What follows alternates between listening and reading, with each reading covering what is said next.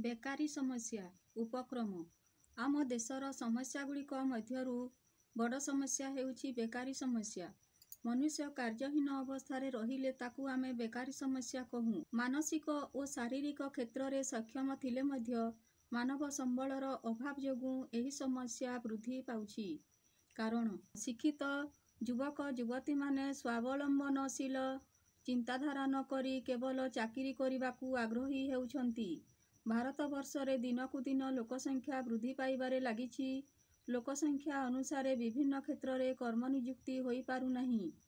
କୃଷି ଉପଯୋଗୀ ଭୂମି ଓ କୃଷି ଉତ୍ପାଦନ ଯଥେଷ୍ଟ ପରିମାଣରେ ବୃଦ୍ଧି ପାଉନାହିଁ।